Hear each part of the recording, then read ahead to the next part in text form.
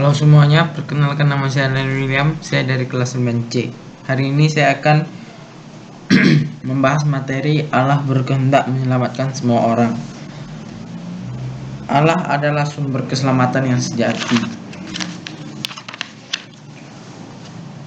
Keselamatan bisa diperoleh dari mana saja dan dengan cara apa saja, tetapi keselamatan yang paling sempurna hanya diperoleh dari Allah.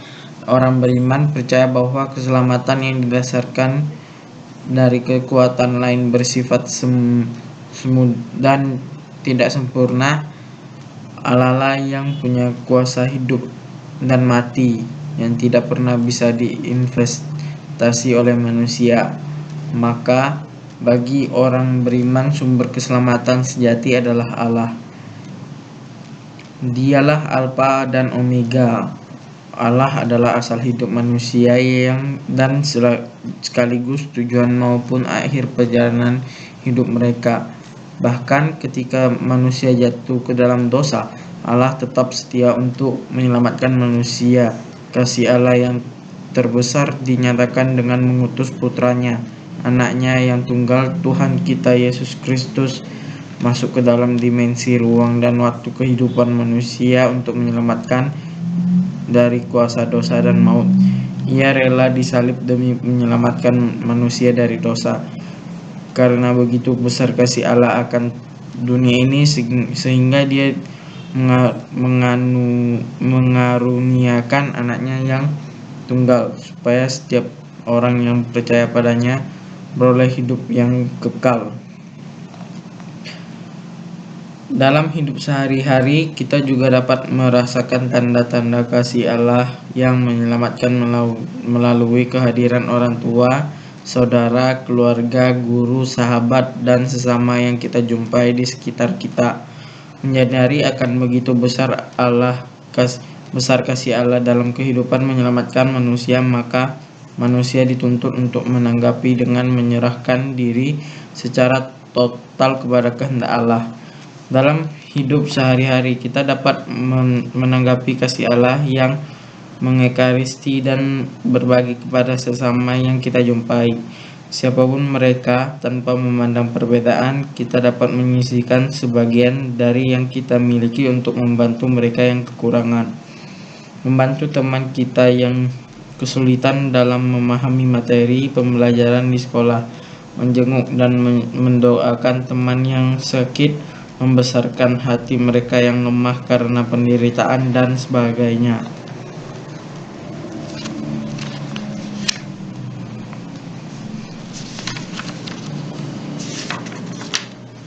B. Manusia menganut agama untuk memperoleh kepastian jawaban terhadap rahasia tersembunyi atas hidupnya untuk dihantar pada tujuan akhir, yaitu kepada Tuhan yang dikenal sebagai penyelenggara dan tujuan hidup manusia. Berdasarkan Injil Matius 5:17-48,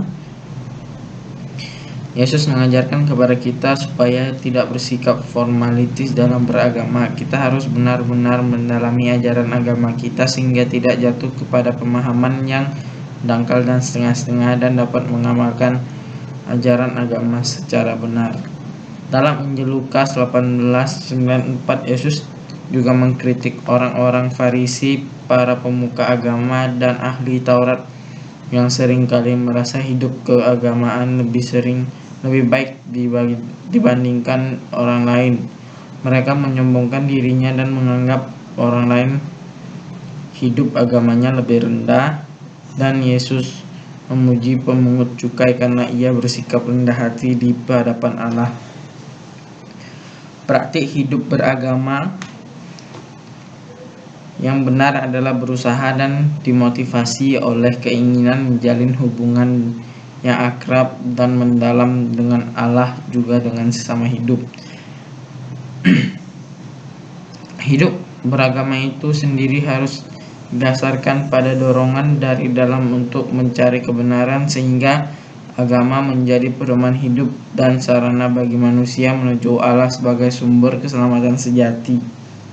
Mereka yang sudah menjalankan agamanya dengan baik dan benar dapat merasakan sendiri dalam hidupnya serta dalam masyarakatnya suatu kedamaian, kasih, dan persaudaraan. Hidup mereka sungguh tenang, sungguh tertata dengan baik, relasi dengan rukun, hati mereka tak pernah tenang melihat penderitaan sesama. Mereka berani menanggung resiko korban sampai mati demi orang-orang yang dikasihinya. Sebaliknya, sikap beragama yang kurang benar secara umum muncul dalam sikap munafik, kurang menghargai orang lain. Agama dijadikan topeng untuk menutupi kejahatan mereka. Beriman sebagai tanggapan atas karya keselamatan Allah. Iman yang benar ini dapat menghantar manusia pada pemahaman bahwa Allah berkehendak menyelamatkan manusia dan kehendak itu diwujudkan dengan mewahyukan dirinya dalam hidup manusia dengan wujud nyata pribadi Yesus Kristus. Pewahyuan itu ditanggapi manusia dengan iman, yaitu penyerahan total diri manusia kepada Tuhan. Hidup dari iman menjadi ciri orang yang benar yang akan membuahkan berkat Tuhan, hidup dalam situasi rahmat, memperoleh kekuatan hidup dalam menghadapi masalah hidup, tidak mudah putus asa, tabah dan setia, merasa damai, tenang dan bahagia karena senantiasa mengusahakan hidup sejalan dengan kehendak Allah. Bahaya bagi orang yang menjalani hidup tanpa iman dan diliputi rasa takut, gelisah, tidak punya harapan, cenderung mencari jalan pintas untuk menyelesaikan hidup. Pesimis karena tidak percaya akan pertolongan Tuhan dalam hidupnya.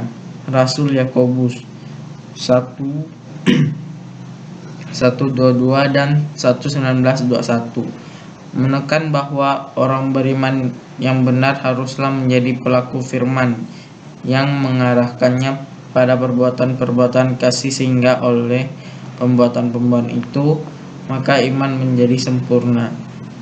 Orang dapat disebut betul-betul beriman bila ia sungguh-sungguh menghayati dan mewujudkan iman dalam hidup sehari-hari. Karena jika iman itu tidak disertai perbuatan, maka iman itu pada hakikatnya adalah mati, sebab iman bekerja sama dengan perbuatan-perbuatan, dan oleh perbuatan-perbuatan itulah iman menjadi sempurna. Manusia dibenarkan karena perbuatan-perbuatannya, bukan hanya karena iman.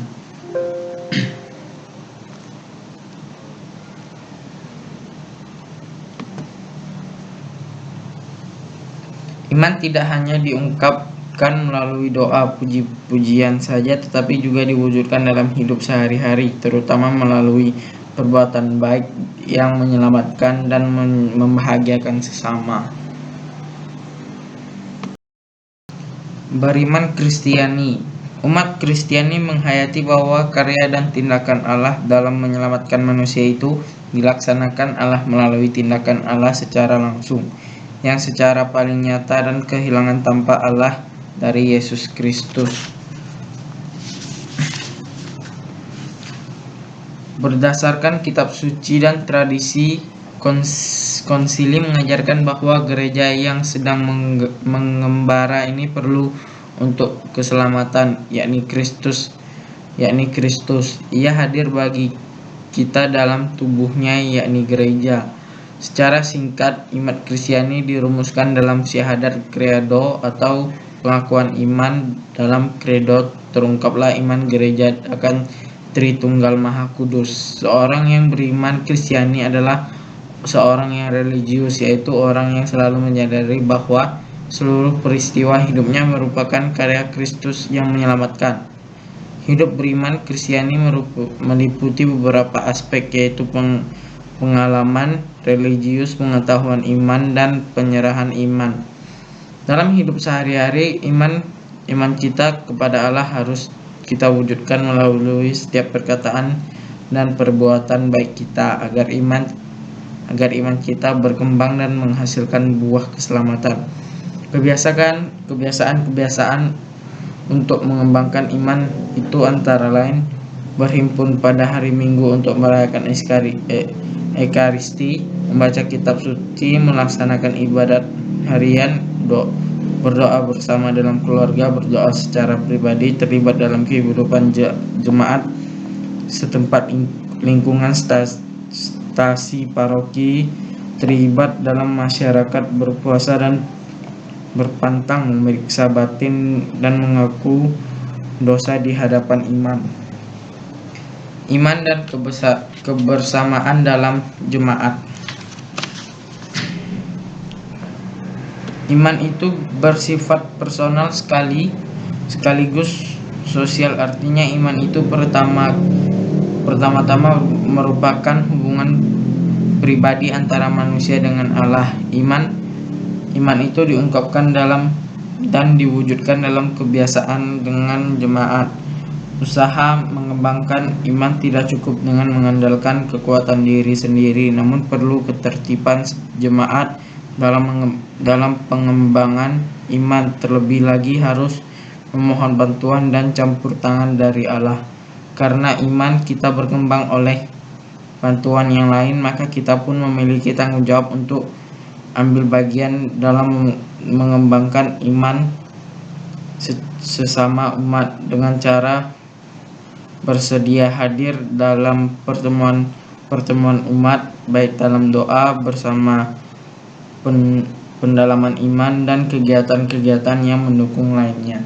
Kisah Para Rasul 2:41-47 secara jelas melukiskan hal tersebut. Orang-orang yang mendengar pengajaran para rasul menjadi percaya dan beriman kepada Yesus Kristus. Iman mereka dinyatakan dengan kesediaan untuk menerima pembaptisan. Setelah dibaptis, mereka selalu bertekun dalam pengajaran para rasul, bertekun dalam persekutuan setiap hari, berkumpul dalam bait Allah. Mereka memecahkan roti secara bergilir di rumah masing-masing dan makan bersama-sama dengan gembira dan tulus hati. Selain itu, mereka juga saling memperlihatkan dan saling berbagi milik mereka sehingga tidak ada yang kekurangan.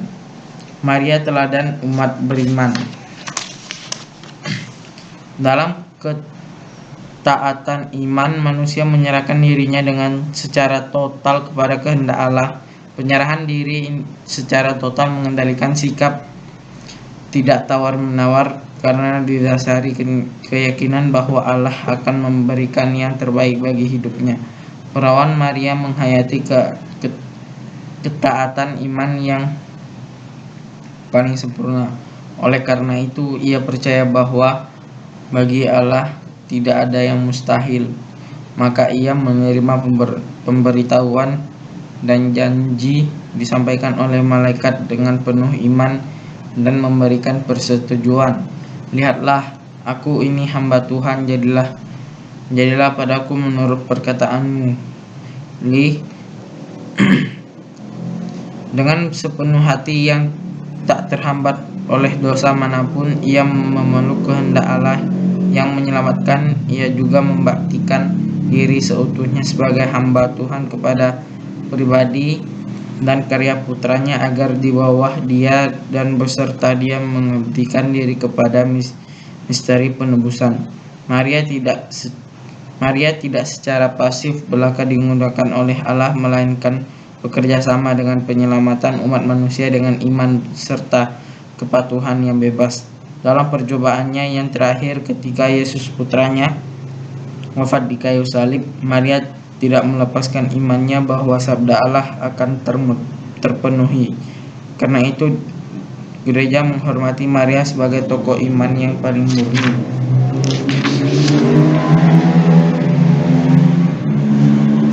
Bunda Maria adalah hamba Tuhan yang mendengarkan dan melaksanakan sabda ibadah dalam suka maupun duka. Ia menjadi teladan karena hati dan ketaatan iman.